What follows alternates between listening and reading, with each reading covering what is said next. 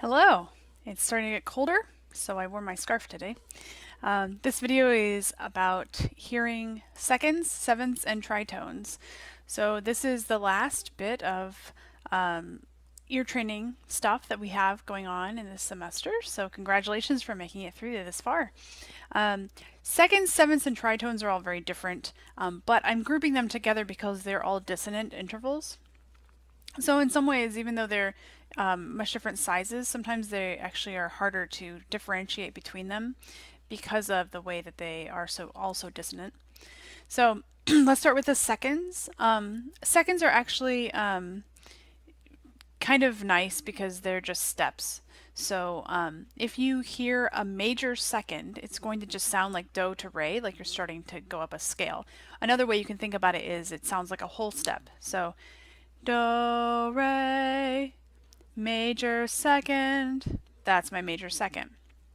A minor second, on the other hand, is like a half step, and the most common place that we see a half step in music is between T and Do. Remember how I keep harping on how T goes up to Do because it's a half step? Well, that's a great place to learn to hear what a half step sounds like. So if I have Do, I go T to Do, T, Do.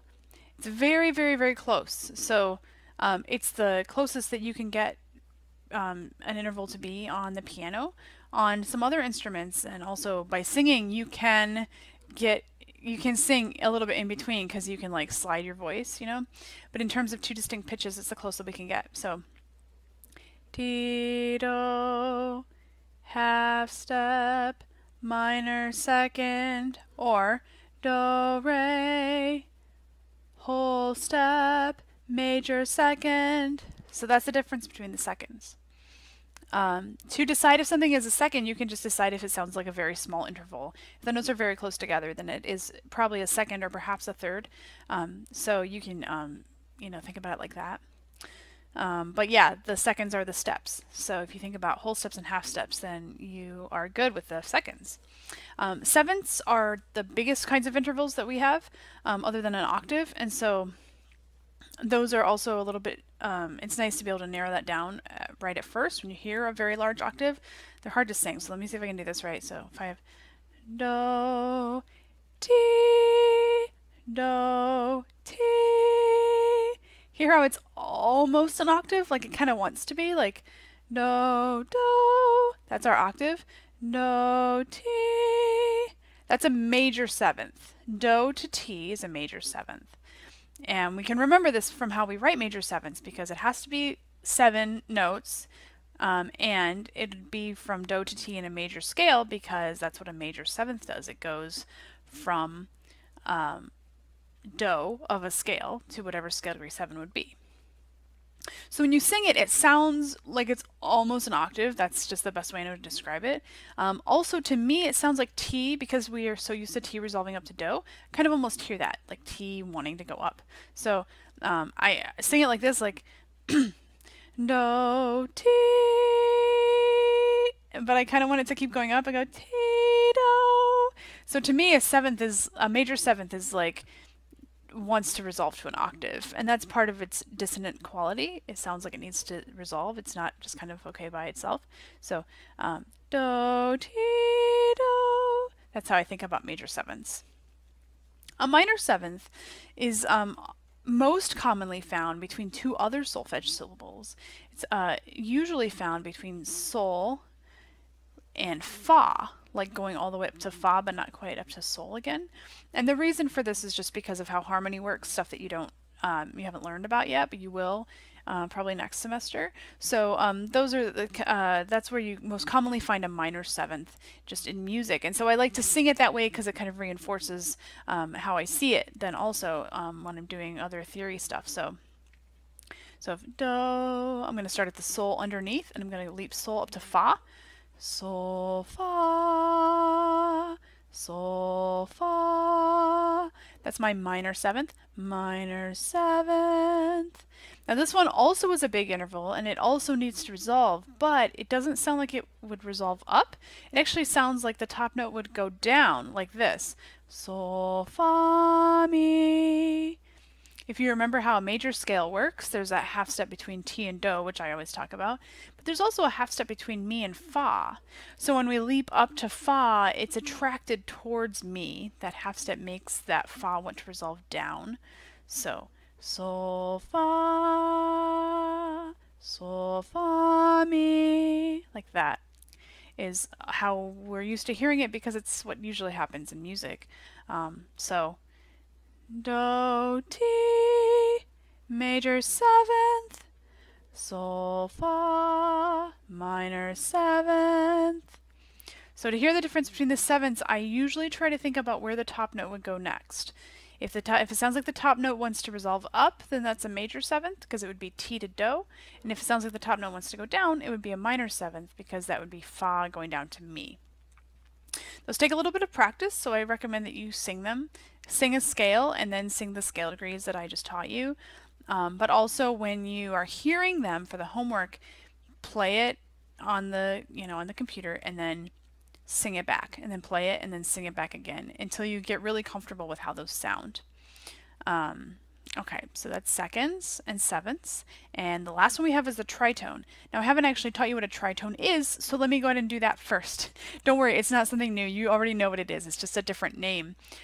So when we have an augmented fourth or a diminished fifth, that's a particular interval that's found within a major scale that is the only augmented or diminished interval we talk about being able to hear because there's no other way to spell it. So for example, a diminished seventh sounds the same as a major sixth.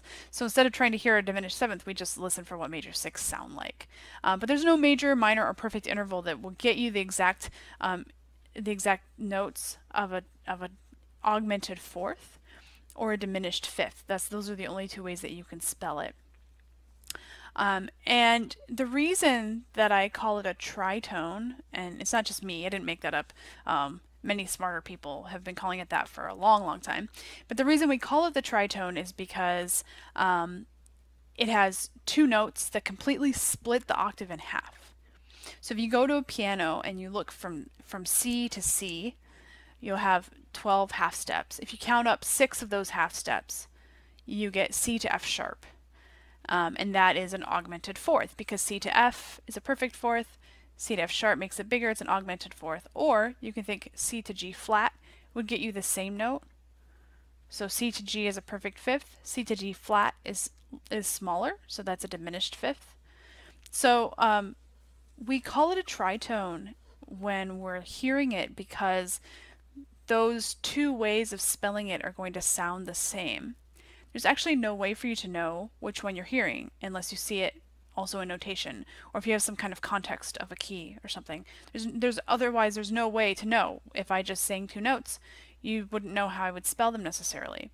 So we're just going to call it a tritone, and that is a way that we can talk about what it sounds like without having to know the context of the theory of it. So a tritone is from T to Fa, or from Fa up to T. They're both tritones because that's how you can split the octave in half. So if I don't remember where my Do is. I think it was here. Do. Okay, so T, Fa, T, Fa. This one's really hard to sing because it's extremely dissonant. It is something very common, so it might not sound weird to you, but it definitely needs to resolve. So usually both notes of this interval end up resolving. So Do, Ti, Fa. Because Ti and Fa, as we know, are both notes that tend to resolve, like I just told you about the sevenths, right? Ti usually goes up to Do and Fa usually goes down to Mi. So you're taking like the two most unstable notes of the scale and you're singing them, and that is what makes this such an unstable interval. Now, because it's a fourth/fifth, it's kind of a medium-sized interval. But even though it's not like very small like a second or very big like a seventh, it still can be confusing when you're hearing it if you're not careful, because It's so very dissonant. And one thing that I see a lot of people do is they get the tritone and the major seventh mixed up because they're both very dissonant intervals. So just make sure that you are thinking about not just how dissonant it is, but also the size. So, all right, I'm going to do the tritone again. I'm going to sing T to Fa, and then I'm going to sing Fa up to T to show you that they're different scale degrees or in different octaves, but they're the same interval. So, Do, Ti, Fa, Ti. Oh, that was so hard. Do, Fa, Ti. Yeah. So there you go. So do practice singing those, although that one is very difficult. As you can tell, I've been singing it for many years and it's still challenging for me. But also then when you're doing the homework and you hear that, sing it back and you get a lot of practice with that. Also, if you are struggling to be able to sing these just kind of in a vacuum like I do here, you can totally sit down at a piano or take out your instrument and play them and then sing them also. So I like to kind of incorporate keyboard skills into aural skills. You can do a lot of that stuff to reinforce each other at the same time. So sit down at the keyboard and play T to Fa, like decide what key you're going to be in, and play T to Fa, then sing it, and play it again, then sing it again. Then choose another key. Or you can kind of like close your eyes and hit two notes on the piano and see if you can figure out what interval you just played, and then look at what interval you played and see if you're right. That reinforces a bunch of stuff at the same time. And it's a little more fun than just like, slogging through the homework and whatever. So, okay, I think we made it through all the intervals. So, yeah, your homework this week will be on just major minor seconds, major minor sevenths, and the tritone. So hopefully that'll help you kind of figure out how to hear the difference between these. So keep on plugging away. We're almost to the end, and you guys are doing a great job. And I look forward to talking to you soon.